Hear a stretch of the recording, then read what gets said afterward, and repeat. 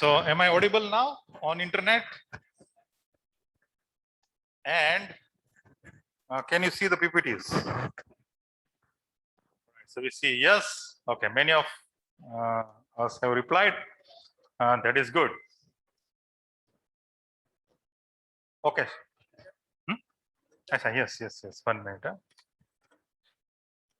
Yeah. Thank you.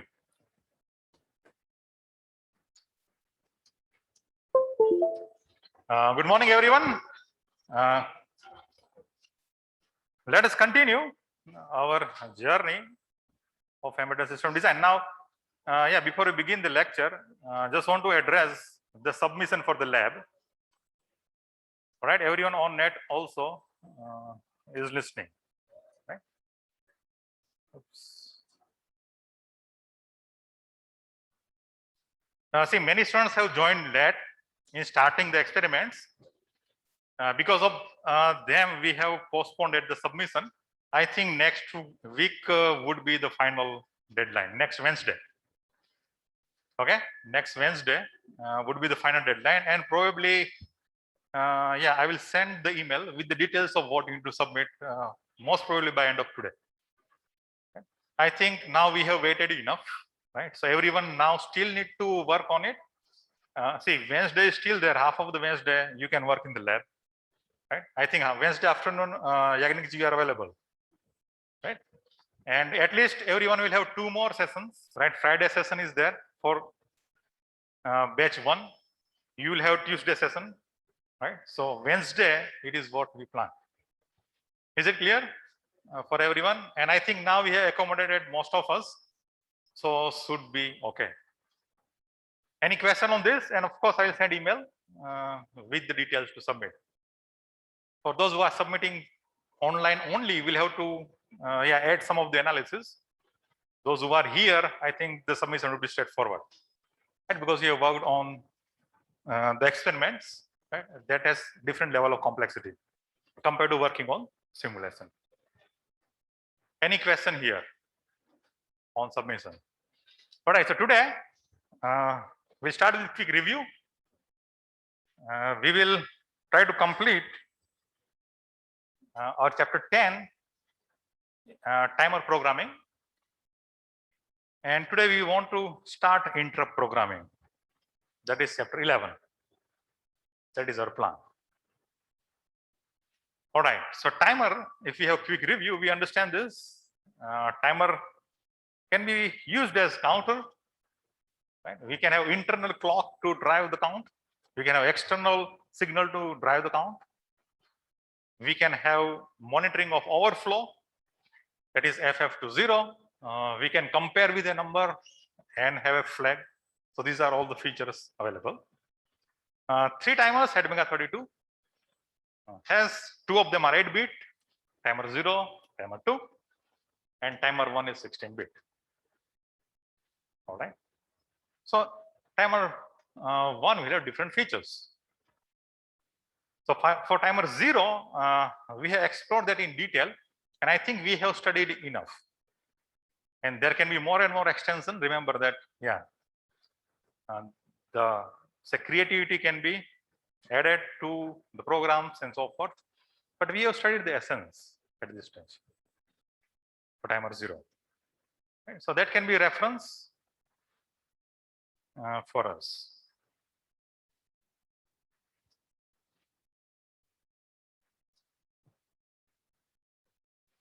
And now we are very much familiar with all our registers, TCCR, TOV, TCNT, then output compare and the overflow flag. For timer 0, this is the signal we can get it from outside. Right? This is one of the pins of port. Our control word, how to calculate the value for the counting register, the steps involved. We did examples of pre-scaling, how pre-scaling can slow down the clock. We did few programs, right? We did CTC mode programming. Observe that CTC mode, we have the flag that will be set when we match the output compared register value. So this gives us another feature, another flexibility compared to this normal mode operation when we have the flag when we roll down from FF to 0. Right. So this is same again slide by the author, that when we have the output compare, this flag may not be impacted. Our output compare flag is impacted. So that is it for the revision. Right, we'll finish our timer programming and then we'll start interrupt. So here is comparison of timer 0 and timer 2. Right, so I think we have studied enough. We understand the concepts. So I will introduce timer 2 and timer 1 now. We study the details in the lab. They are similar, different features. Right? They are very much similar. Operation is similar. Features would be different. So comparison of timer 0 and timer 2. And we can compare them because both of them are 8-bit timers. Right? So you can see this is our TIFR register. Last 2 bits are for the overflow flag and the compare flag. And the first 2 bits, this is for timer 0, first 2 bits, equivalent bits are for timer 2. And the middle 4 bits are for timer 1. Now timer 1 being 16-bit timer has more features. Here is another comparison. And again, these slides are from the author. So we thank them. These are the comparison. Remember last 3 bits, right? SC02, SC01, and SC00 in the control register. And for timer 0, these are the features available, right? Stop the timer, that is 0. No prescaling 001. And we have the prescaling options and we have external input options as well. This is timer 1. Now timer 2 is different. Timer 2 will not have external input. And in place of that, we'll have few more options for prescaling. Some similarities, you put 00 there, that is timer counter stops. Right? No prescaling 001, identical. And then you divide the clock by 8, that is slowing down by 8. And here we have more options for prescaling. So this is the difference.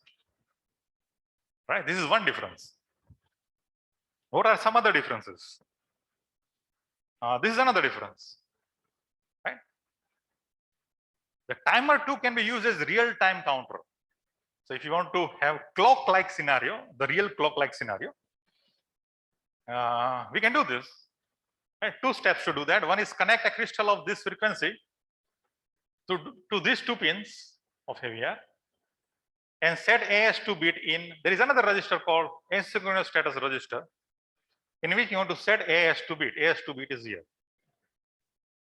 You set that bit and you put the connection of external crystal to these 2 pins.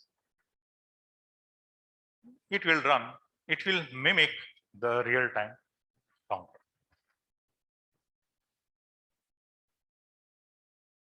So this is TOSC1 and TOSC2.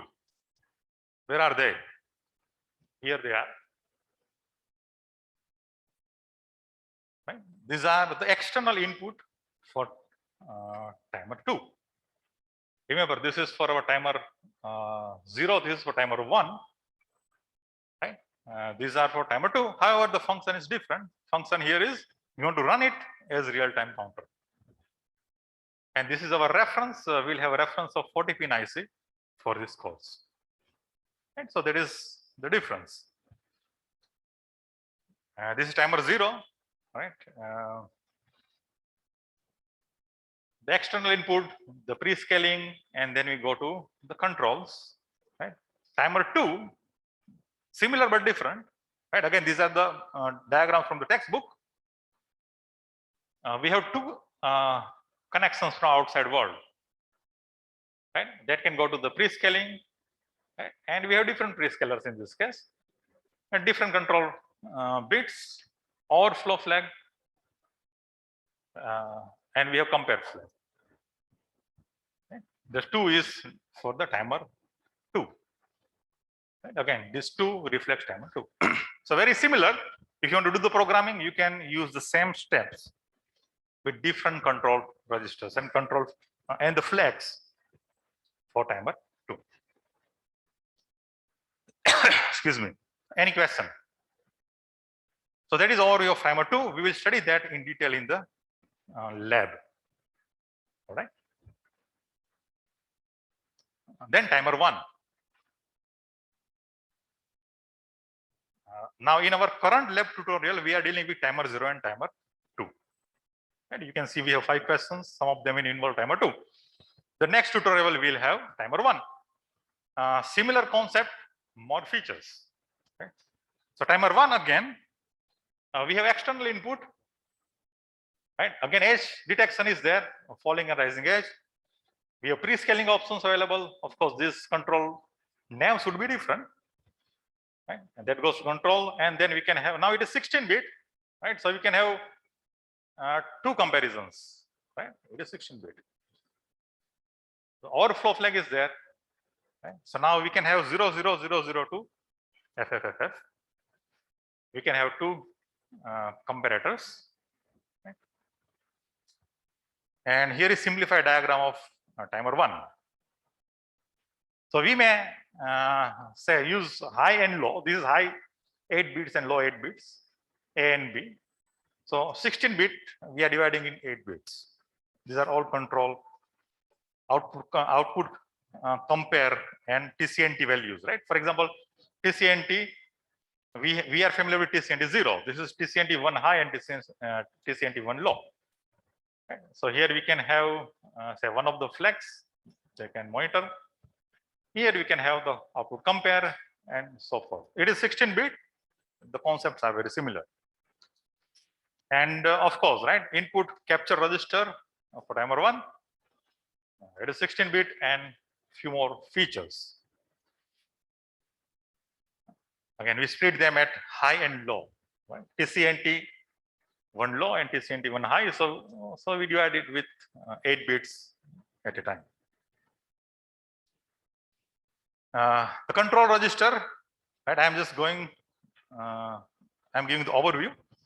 The control register, let us put it aside 1 minute. So the control register, right? Again, different combinations of the bits will give us different features. TCCR 1B, so you can see similar scenarios, right, to detect and few other things.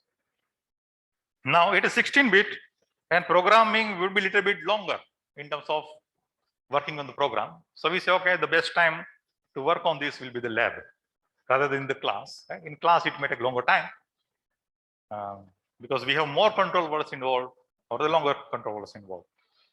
But concepts remain the same. Here is one example.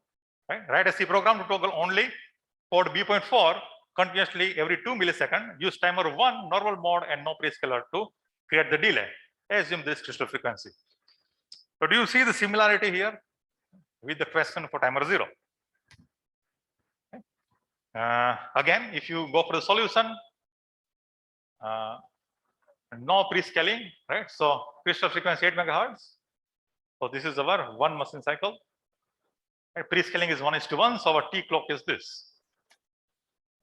So similarly, we will use the equation 1 plus 0 cross FFF minus something equals to our target value. Right? Do you remember the equation that we used? Now it is 16-bit. And with this, right, here can be a program. So if you look at it, again, include the main function. We are sending out something on port B, right? Port B.4. So we say, okay, port B, let it be output port, and we are toggling it. All right, and we call T1 delay now, timer 1 delay. So timer 1 delay will have this control words, right? TCNT high and low, we can address that. High C180, from where this comes, C180, C180. So we solve this equation, we have that number, 16-bit. Then control register A and B. Right, so that will help you to put in normal mode, prescaler, etc. You wait for TIFR. Now we are monitoring the timer overflow for 1. Right? You stop the timer, you reset the flag. Very similar to timer 0. Right? And again, textbook has many more examples. Right? Write a C program to toggle only for B.4 with bit continuously every second. So time delay is more now. Remember, every second. Use timer 1 normal mode and 1:256 prescaling. Right? To create the time delay. So we understand now the equation will change. Now we have the frequency 8 megahertz. This is a time clock 0.125 microsecond. We slow down by 256. So T clock will be, you multiply 256 to this number, it is 32 microsecond. Okay. And with that, you calculate the new value of your timer counter register. With this new value, you write down the program. Right? And there are a few more features. Again, yeah, it is 16-bit. You need to calculate those values. It will take a little bit more time. So we say, okay, we'll shift this to the lab where we can do the experiments. In essence, right, if you think about the timer programming, we have studied all the concepts. Right? So we can have internal clock to drive it. We can have external signal, that is our counting, right, in a way. So this is all about our timer programming in essence. And remember our experiment set 2, we are also extending our learning for timer 0. Remember, right? The programs will be a little bit complex compared to classroom program because we have more time in the lab. And here we have limited time. In the lab, we have 3 hours. We can think through this. And we take up 3 to 5 questions. We can spend maybe 3 to 6 hours, right, in the lab. So program complexity will be high in the lab because we have more time. We have hardware. We experiment. So that is all about timers. Right? Remember, we relate this to our real life. Right? In embedded system, we need timers very frequently. Right? In embedded systems, we need counting very frequently. Right? So we have both the features available. Any questions at this stage? And again, right, this is not the end of Q&A, question answer. You can have more questions later on also. But I think we have essence of timer counter programming. All right. And of course, we'll have a few more lab sessions for that. And we thoroughly understand how it relates to the real life embedded systems. So we go to the next chapter, that is interrupt programming in C. So if you zoom up, right, we are studying a specific microcontroller now. Right, so far in previous semesters, we have studied at the internal structure level, right, computer organization and architecture and so forth. Now we say, okay, we take that, we take a specific case and we learn to apply it. Right, so now we take the IC, 40-pin IC in this case, we understand the features and we say, okay, now we will use the internal capabilities, we connect it to the real life scenarios. Is it clear or not? And that is our big picture. And now we are at next topic, and that is interrupt programming. Okay. So why we need interrupt programming? What are these interrupts? Okay. A concept of polling versus interrupt. Right. How we write the programs in the polling mode versus interrupt mode. So here is, okay, write a C program to toggle all the bits of port B continuously with some delay. Use timer 0 normal, no prescaler option to generate delay, and we understand how to do that. Right? Now look at this instruction. While the flag is not set, wait.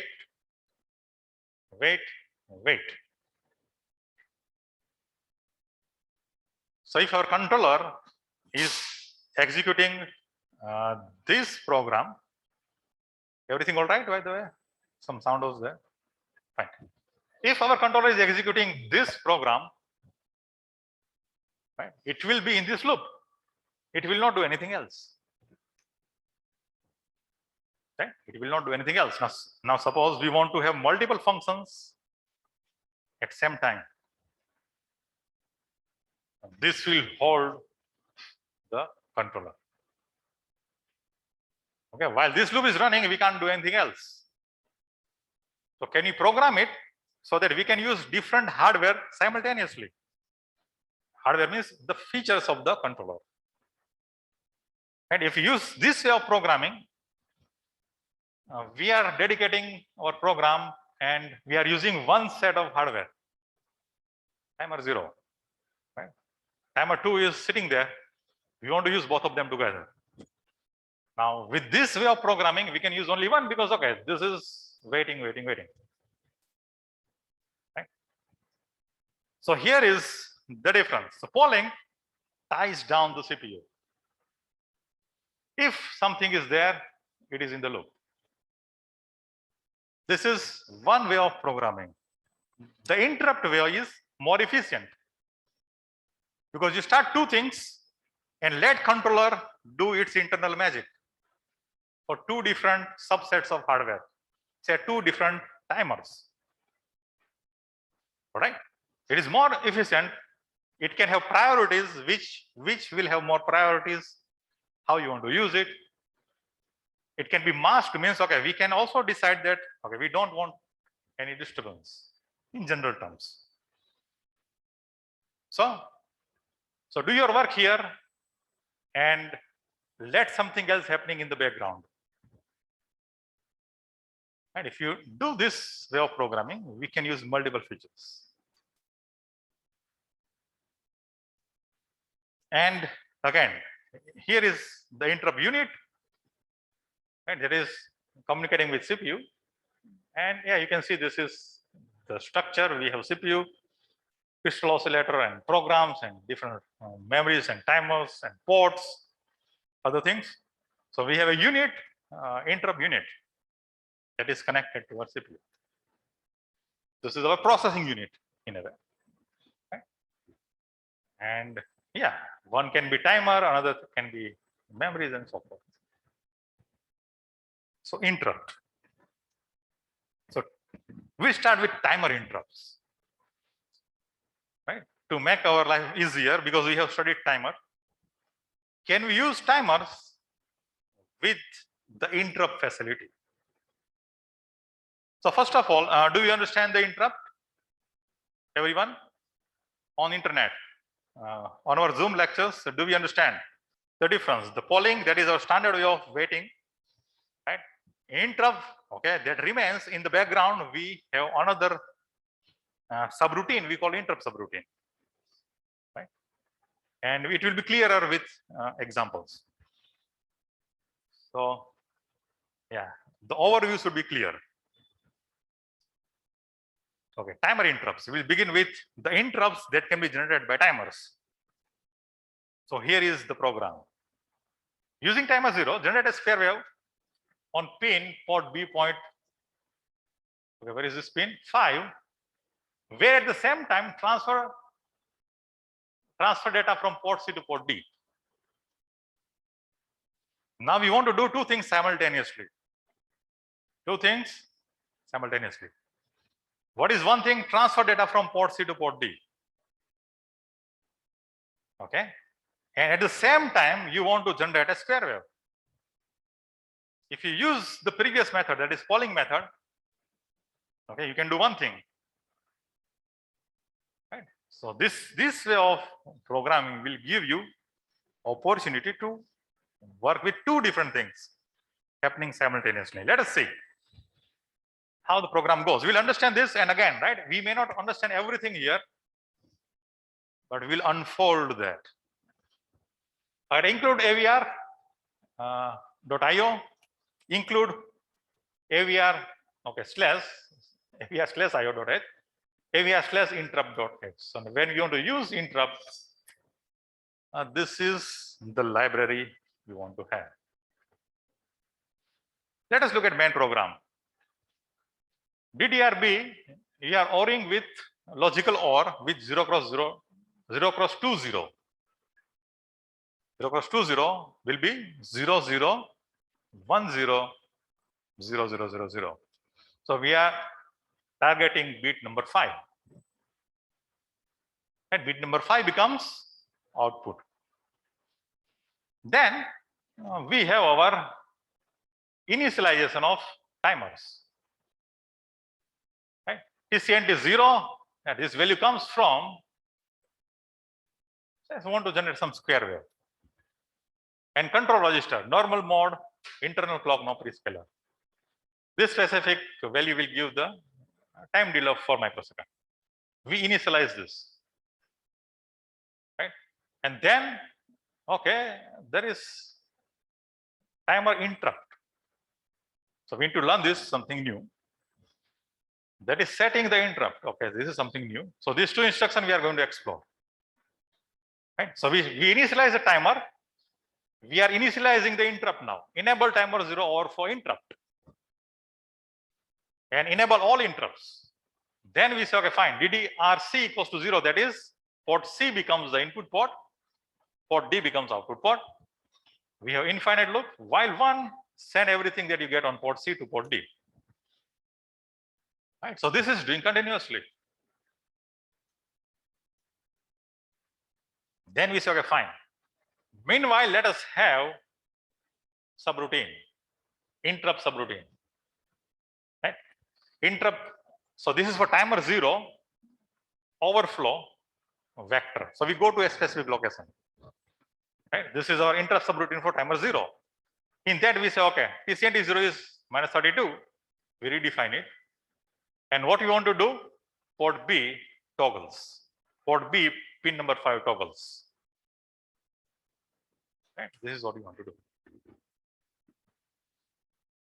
So you may note down this program and we will gradually understand the new instructions that we encounter.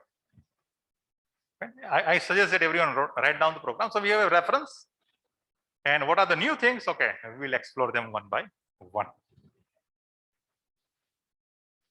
So everyone on internet, right, on Zoom meeting, you may also write down the program.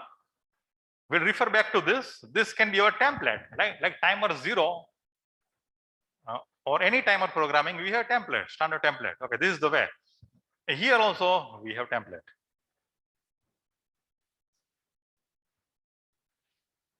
One function or one operation running in the main program, the operation is send everything from port C to port D.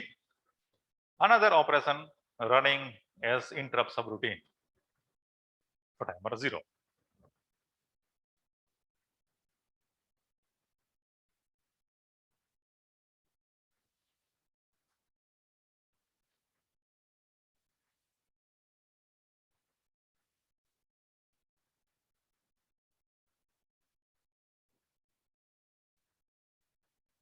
So write down so that you become familiar. Okay, these are the words we need to become familiar.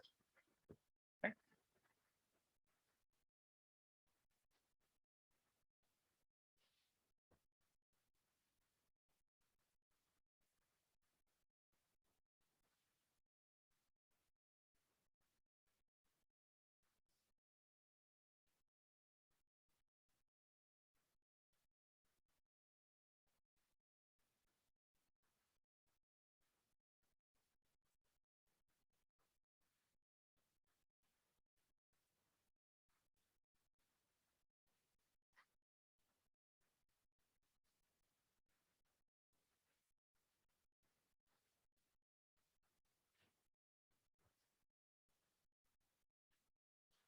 So everyone, yeah, please write down. And those who are on the net, yeah, can you also just note down? So we start understanding the pattern.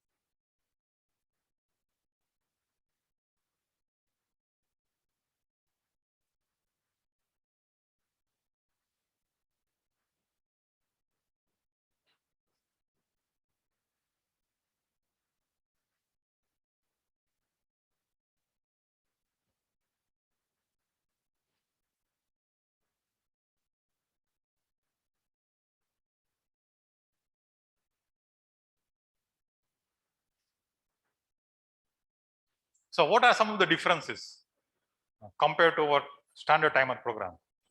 And everyone, by the way, yeah, make sure we have mask. Right?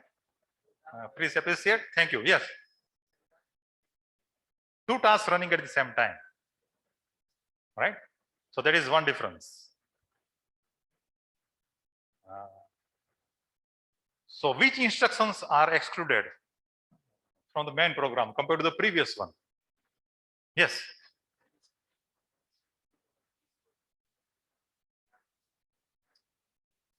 Okay.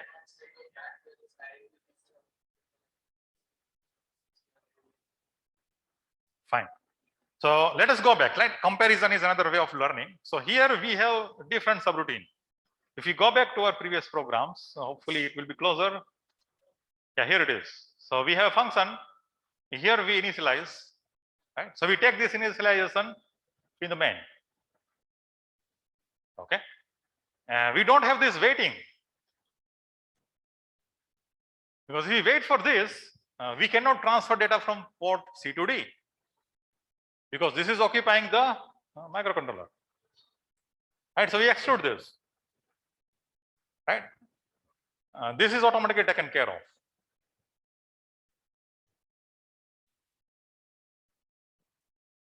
Right. So now this will function only one thing.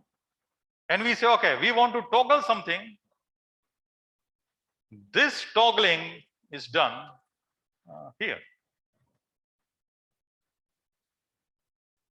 So the function of the timer, the main purpose of the timer is to generate waveform.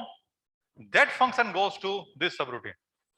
Port B XOR 0 cross to 0, toggle this bit. So what you want to accomplish by interrupt goes to this subroutine. Okay, and you want to initialize TC and T0 here.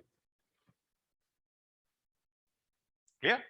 So if we again compare the difference, okay, here we have main program in which we initialize and set the TCCR0 value. Fine. We enable the interrupts. We'll go to this 2 instructions soon. And of course, this is second task. We initialize the second task. We continuously make our controller busy with this operation. In the background, in different hardware, now see, we have different sub-circuits. Timer 0, timer 1. These are different hardware, actual hardware, right? Inside the microcontroller. So in the background, this is running. It starts TC0 with this value. Right? And now minus 32. It is another way of writing a number.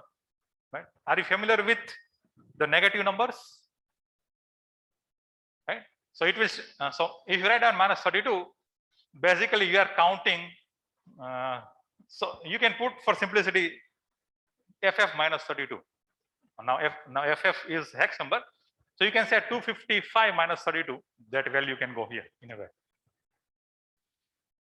If you are not familiar with negative numbers, then I will have a quick overview next time. Everyone is familiar or no? How this value comes? Right? Here, right? Because TC and T0 value will change every clock. Right? What is changing? Whenever there is a clock, the TC and T value changes. Right? It will start from this value, reach FF and rolls over. When it rolls over, the flag is generated. Right? Now, then you don't want to start from 0, 0, you want to start from some other value. Okay. So we initialize it every time. For simplicity, you can assume it is 255 minus 32 here. And again, right, everyone is familiar with negative number. If no, I will have a quick tutorial next time. Negative numbers means MSB is, if you have the numbered, say, signed numbers, the MSB, if it is 0, it is positive number. MSB, if it is 1, it is negative number. Right? So this would be almost equivalent of 255 minus 32. So we don't do that calculation. In that equation, if you remember, the equation was the value equals to 256 minus mm into the clock. Right? We just put it as a shortcut. This is shortcut way of writing that equation. You want to run the timer for 32 times, put it minus 32. Okay. So negative 32. Yes.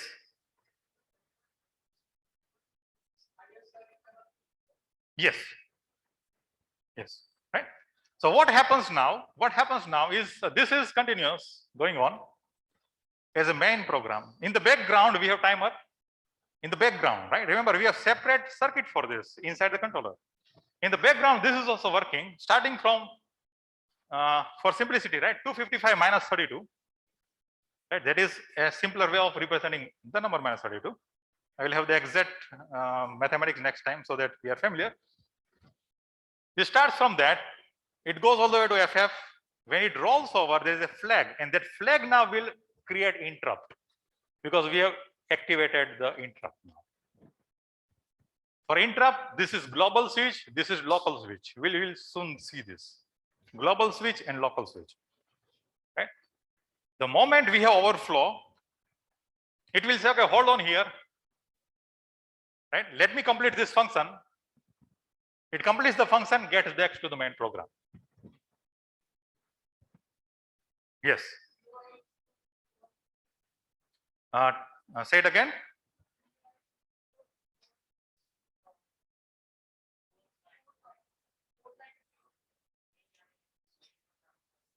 This. We'll come to that 1 minute. Right? We'll come to these two instructions in a minute. Right? We are enabling timer 0, and to do that, we have a flag, or we have a location, a bit. We'll come to that. But what this is doing, right? This will activate the interrupt. Right? This is global interrupt, enable all interrupts in a way, and enable the facility for interrupt. Okay, enable the facility for interrupt, and this will say, okay, enable timer 0 overflow flag interrupt. So two specific things are going on. Okay. So whenever we have the overflow flag, it will say, okay, fine. Right? It comes to this subroutine. It stores the value of TCNT 0. It performs this task, this toggling of this pin, goes back to the main program. Goes back to the main program. This is what is happening. Right? The overview. And now let us zoom into a few more things, and we'll come back to this program. So a few things. Upon reset, all interrupts are disabled. All right. To enable the interrupt, set the MSB of the status register to activate all interrupts. Are you familiar with status registers? We have flags and all these things, right? In one register, we call that status register. And to set bits for individual interrupt in the control register. So this is for to enable the interrupt, two things. Set the MSB of the status register. We will have that in a minute. And the second is set the bits for individual interrupts in the control register. So you have separate control register. So here is our status register for our 8 mega 32. We have carry flag, right? 0 flag, and all these flags. The MSB is global interrupt enable. Now, when we do the C programming, we may not worry about individual bits because we are not jumping on carry or jumping on 0. If you do assembly programming, these conditions will be essential, right? Because we are writing C program, so we are not exploring individual bits in a way. However, this status register is there, and the MSB of this status register is global interrupt enable. You want to enable this to activate the facility for interrupts. It is this bit. Okay, and to do that, this is what we do. Include this file, and this is C instruction to activate or set the interrupt, SEI, set interrupt. And this is the instruction to deactivate all interrupt, right? Clear interrupts. Set interrupt, clear interrupt. You clear interrupt, okay. Whatever you activated here will be gone. So C instruction to activate or set is SEI, set interrupt. And if you say, okay, no, I don't want to continue, maybe later in the program, you can clear the interrupt as well. All right. So this is one instruction. And what it will do, right? It will go to this status register. It will set this bit, that is MSB, the global interrupt enable. All right. And again, if you study assembly programming, we will worry about these flags. Right? For C programming, they may not be that much directly relevant. Or if they are relevant, we will study at that time. Right? But we have status register. We understand status register has the flags and all these things. Okay, here it is. Right. So this instruction is activating the interrupt. One bit that is a part of the status register. All right. So one step is activate the global interrupt. Then second part is, okay, now we have many interrupts. Which interrupt to activate? Right. So this is set interrupt. Now second is, okay, which interrupt to activate? So you want to activate timer 0 overflow, interrupt generated by the overflow flag of timer 0. So how to deal with that? So here is our timer interrupt mask register, TIMSK. Right? Timer interrupt mask register. And these are some of the bits. Right? 8 of them. Now you can relate it. These 2 for timer 0, this 2 for timer 2, and this 4 for timer 1. Very similar to what we have seen, the TIFR register. Right? Do you remember TIFR register? Right? TIFR register. This bit was for the flag, overflow flag. The next bit was for the compare. So the same bits are maintained. 4 bits for timer 1, 16 bit we have more features, timer 2. So when you go to this register, right, and you take say LSB, timer 0, right, overflow interrupt enable, timer 0 overflow interrupt enable. If you want to enable, put 1 there. So if you put 1 there, it enables timer 0 overflow interrupt. That means interrupt will be generated when the overflow flag is there. And when interrupt is generated, it will call this subroutine. It will complete all these tasks between these two bracket signs, and we will get back to your while loop. Okay. Again, interrupt can be generated by the flag. It will come back here, complete the task, go back here. Yes.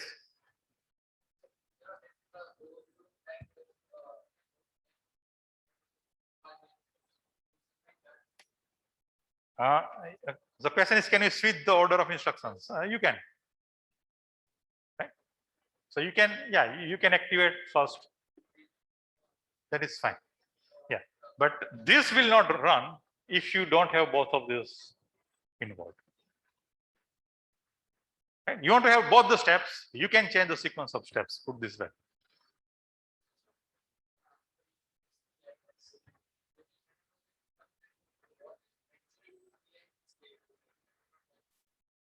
Okay, so first of all, we say, okay, which interrupt to activate?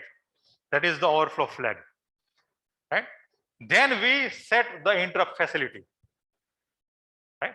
So now the hardware dedicated to timer will start running, right?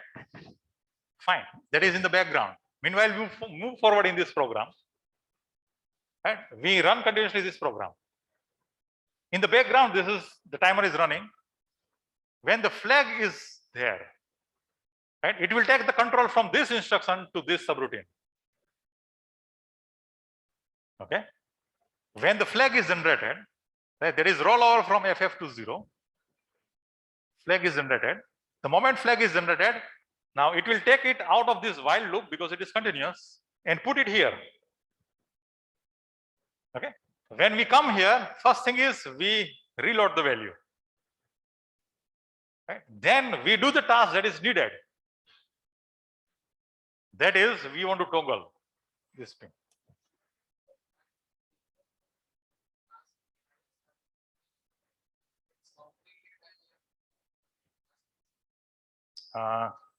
Say it again.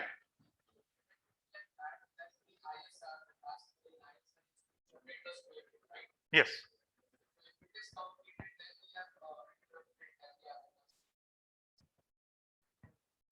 See, you want to run two things together.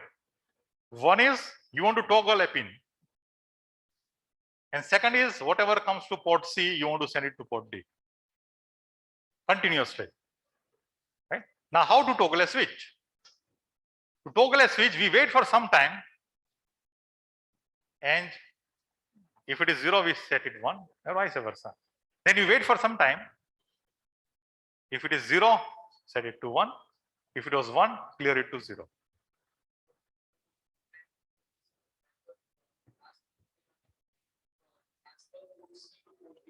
Yes, continuously. And in the background, this is also running. Both of them are running together. This is in the background, this is in the main program. So, yes. Okay, when overflow flag is 1, right, the program goes to this ISR. It performs the function given here and goes back to this. Yes. Okay, so now we cannot have two things running simultaneously here. For example, if you go back, you wait here. When you are waiting here, at that time, whatever comes to port C is not going to port D. Do you understand? Right? Because we are waiting here. Yes.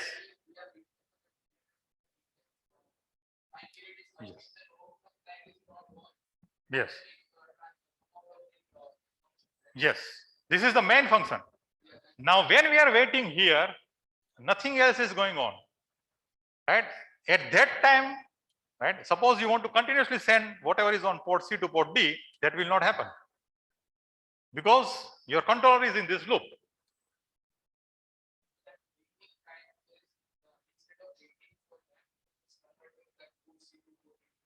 Yes. Right? And by doing that, we can do both the things together. One in the background, right? In the background, when we are in a way waiting for time or killing the time, right? We can do something in the front end. That is main program. All right. So we go back here. Does it answer your question? Okay.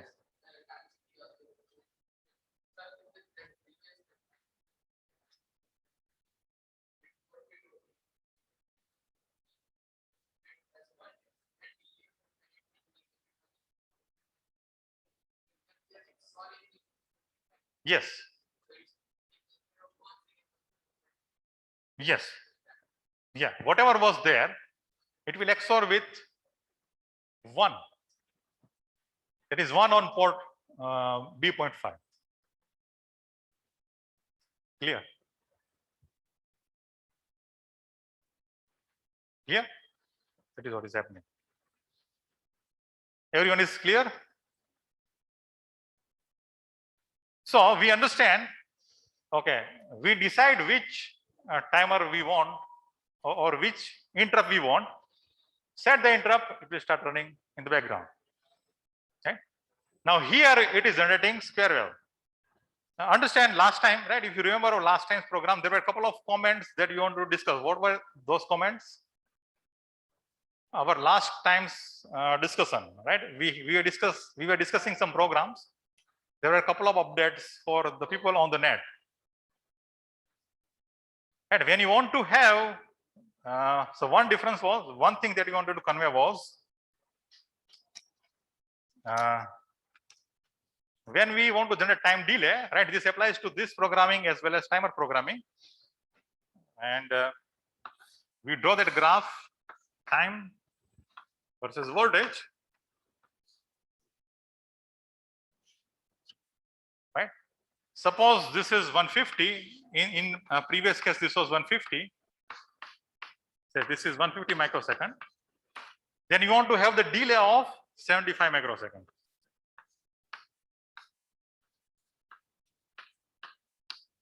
Correct? So we calculate the delay with reference to 75 microsecond if you want to have the time period of the entire clock 150 microsecond. So when we calculate the value for TCNT is 0, it should reflect 75 microsecond, not 150. Because we start 1 here, logic 1, we wait for 75 microsecond, then we shift to logic 0. So that is one thing, right? If you remember. And the second thing is we look at the right flag. If we are using CTC mode, right, we use the flag that is for the CTC mode from the TIFR register. Is it clear? This is some input from our previous lecture, right? Everyone on internet, do you observe or do you notice this or not? Right? If you want to run CTC mode, you wait for the flag that is in the TIFR register, right? You don't wait for the register value. The register is 8-bit, right? Compare register, right? Timer counter compare register is 8-bit. The flag is 1-bit. So when we are waiting, if you go back to its equivalent, if it's equivalent, let me go back. Yes, here, right? It should be the right flag from TIFR, not the compare register. Is it clear or not? Right? One of the programs had the ending with the compare register, but we want to compare with the flag. Is it clear or not? Online, can you confirm? Do you understand two discussions that happened after we concluded? Everyone there, can you confirm? Yes, yes, there is a question.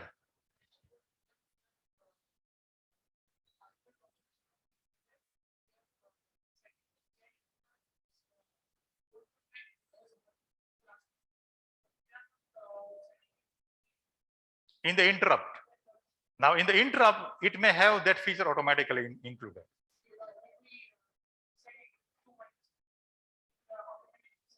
Yes. And it depends upon the controller architecture, right? If it is embedded as part of that subroutine automatically, you don't worry. If it is not, then you want to worry about this. All right, so thanks everyone from the net for responding, right? Two inputs from our previous lecture when we were doing the program for compare mode. Now we come back here, and you want to understand this concept clearly. So here we are tying down the microcontroller. Nothing is working in the background. So we program in such a way that, right, something that needs to be activated only once in a while goes in the background. Right? That is, okay, we want to toggle the bit only when we have the count completed. So that happens once in a while. So that goes into the background. So let us come back, fast forward.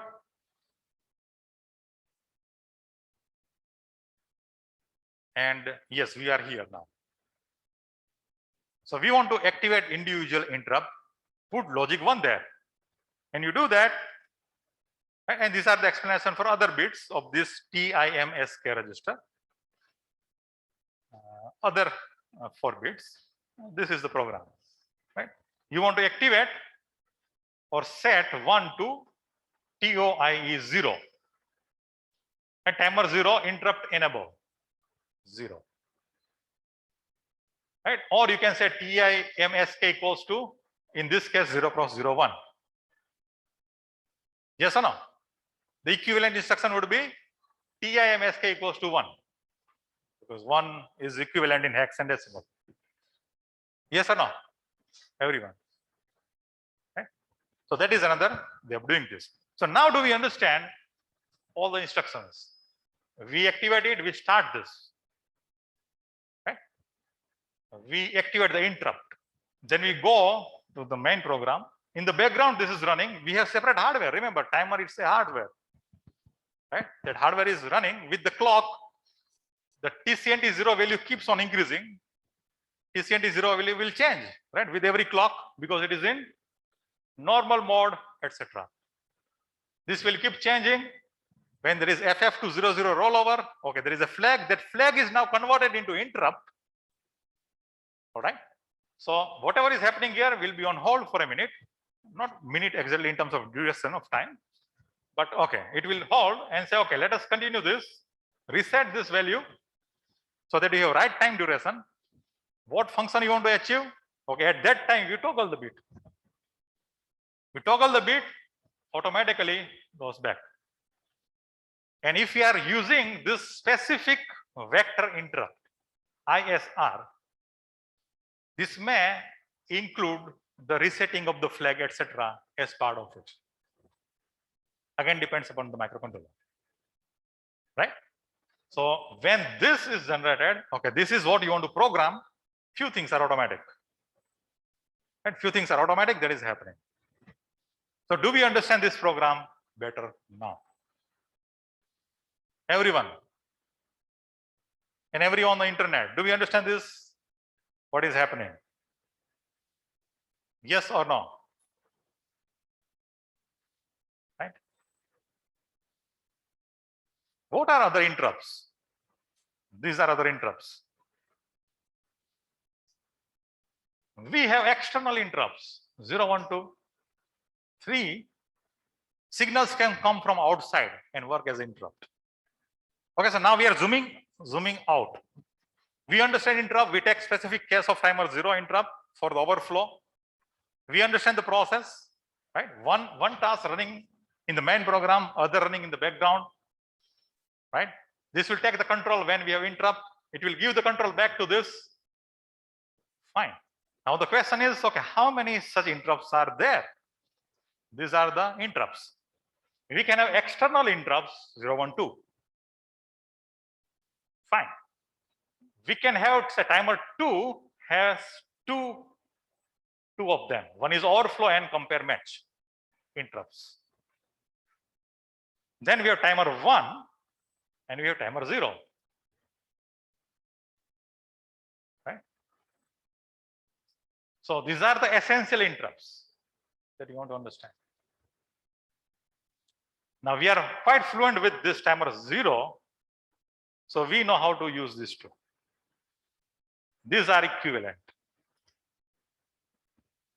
Right?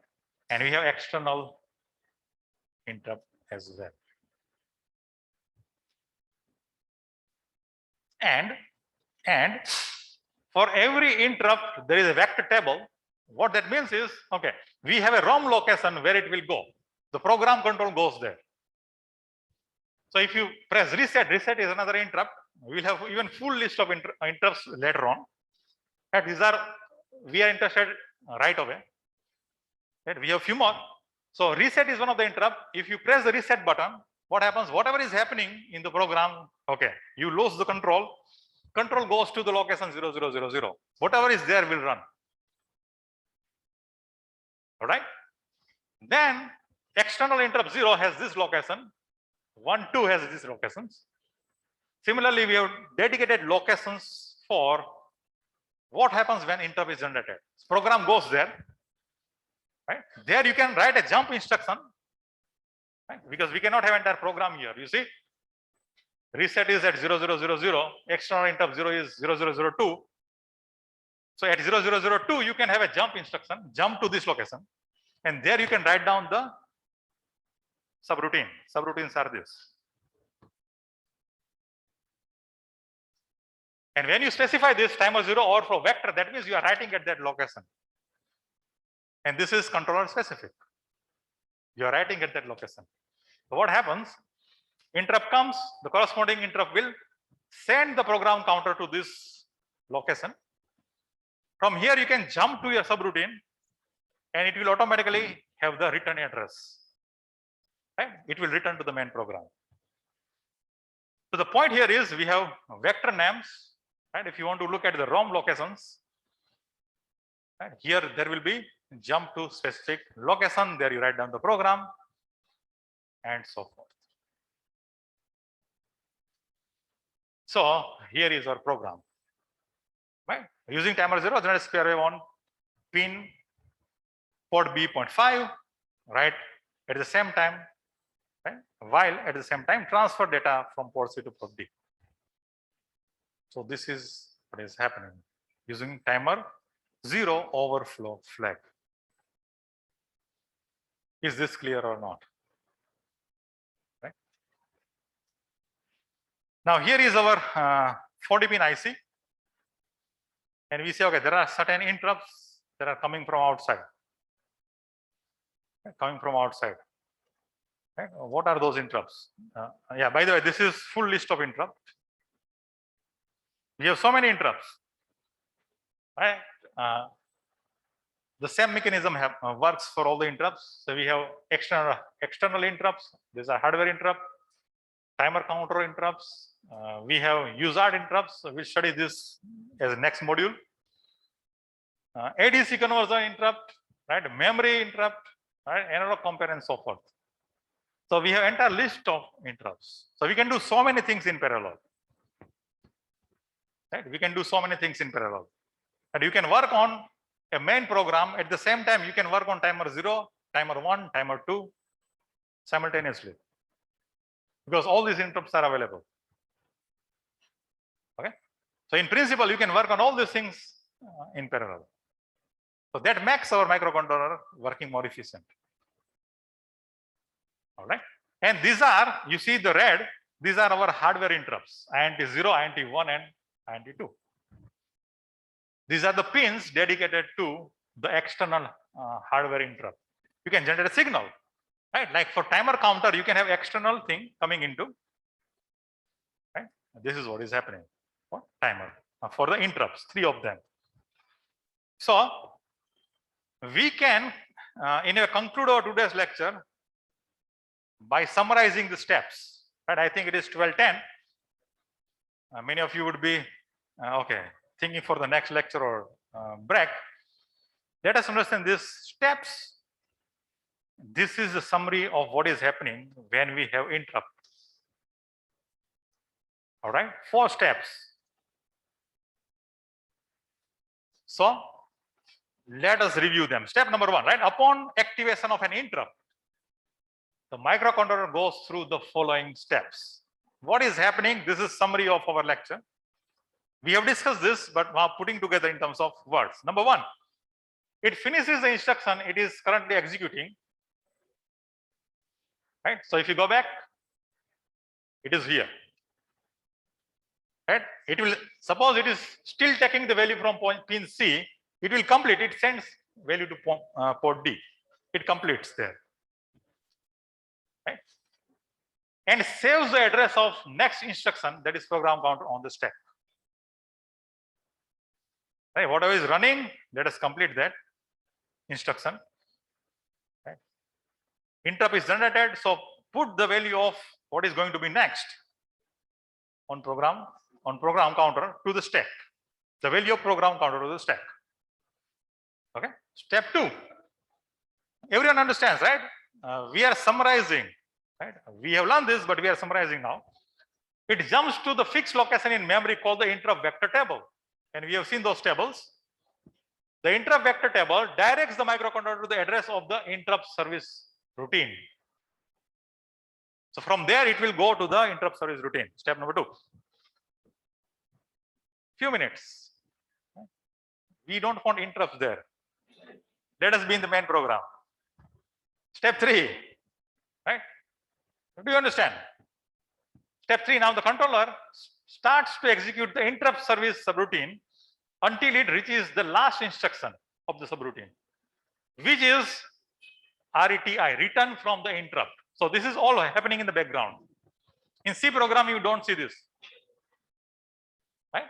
RETI, return from the interrupt. And remember that we have two separate instructions, RET, that is written, and RETI, written from interrupt. Then upon executing RETI, the controller returns to the place where it was interrupted, whatever there was. First it gets the program counter address from the stack by popping the top bytes of the stack into PC, then it starts executing from that address. This is what is happening. Right? And along with this RETI, it may have default say instructions like, do you want to clear the flag so that you can use it for the next time. All right, that we do manually if we are running the timer in the main mode. These are 4 steps. Okay. And these are our vector tables. These are our hardware interrupts. And yes, we have entire list of interrupts that we'll gradually explore, right? Few of them in the next lecture. But I think we understand the overall programming pattern here. Right? This will change. This will change depending upon what we want to use from this. Right? What do you want to use from this? And can we have multiple of this? Answer is yes. You can have multiple of this. Right? We can have as many of this you want to use. Is it clear or not? Right? So sign numbers, I think we will explore next time, a very quick thing. But I think we have completed a thought, we have completed one idea. In the lab, where will you need this? When you want to run timer 0 and timer 2 simultaneously, you put one of them in the interrupt mode. Understand this? There are programs in which we want to run, generate 2 waveforms simultaneously. Okay, look at our experiment set 2. Right, where we want to have 2 waveforms generating simultaneously. One can be in the main program, another can go to the vector location. And you can find the vector location of our kits from the lab menu. Right, so you will be using that right away in this experiment set. And in the next experiment set, we'll explore a few more of these interrupt facilities. So is this clear or not? Right? I think we are almost ready for the break. So I will stop here. We'll see you in the lab. You continue with the experiment set now. I think you'll be able to finish. Next time we'll move forward from here, explore a few more interrupt programs. All right. Thanks everyone. Thank you. Any question on internet, by the way? Do we have any question on internet? We are here. You are putting the attendance, that is fine. Any question? Any question on internet?